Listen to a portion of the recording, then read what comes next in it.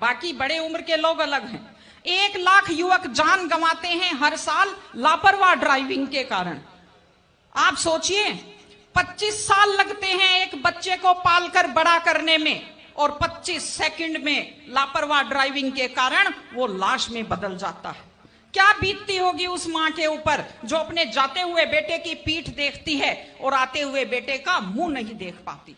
आप लोग क्या सोचते हैं, अगर आप अपनी पावर दिखाना चाहते हैं तो मिल्खा सिंह की तरह तेज दौड़िए, या कि आप नीरज चोपड़ा की तरह, देवेंद्र झाझड़िया की तरह आप तेज भाला फेंकिए मोटरसाइकिल का कान मरोड़ने में, या तेज गति से कार भगाने में कोई बहादुरी नहीं होती। अगर आप सोचते हैं कि आप बड़े हैंडसम और डैशिंग दिखते हैं तेज गाड़ी भगाते हुए, आप डैशिंग हैंडसम नहीं दिखते, आप लापरवाह दिखते हैं, आप बेपरवाह दिखते हैं, आप बेवकूफ दिखते हैं।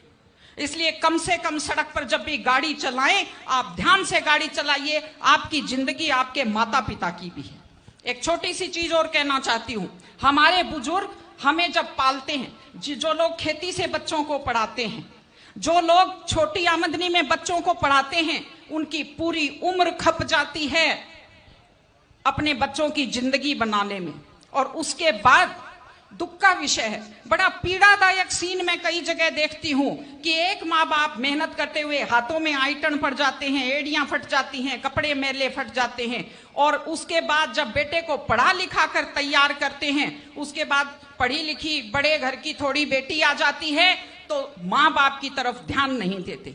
आज हमारे 60-70% घरों में हालत यह है कि बुजुर्गों को रोटी तो मिल रही है लेकिन इज्जत से रोटी नहीं मिल रही।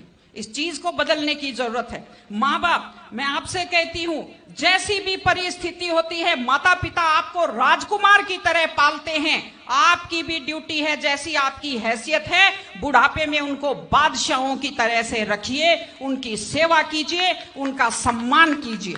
इस तरह से माता पिता की सेवा कीजिए। वो अपनी जिंदगी आपके लिए कुर्बान कर देते हैं। और माताएं बहनें बैठी हैं, एक छोटी सी लास्ट बात जो मैं कह रही हूं, बेटियों को समझदार बनाइए, बेटियों को बेटा मत बनाइए, क्योंकि बेटे तो लापरवाह होते हैं।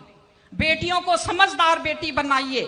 जब वो घर से बाहर जाती है तो उसको समझाइए कि वो साथ अपने घर की इज्जत लेकर के जाती है। बेटियों को समझाइए कि कैसे लोग मीठी मीठी बातों का जाल लेकर शिकारियों की तरह से घूमते हैं, और अपनी बेटी को संस्कार दीजिए कि वो जिस घर में जाए अपने सास ससुर की सेवा करे। आजकल मैंने नया ट्रेंड देखा है, बेटियां माँ मम्मी की तो बहुत चिंता करती है लेकिन सास की चिंता नहीं करती हैं।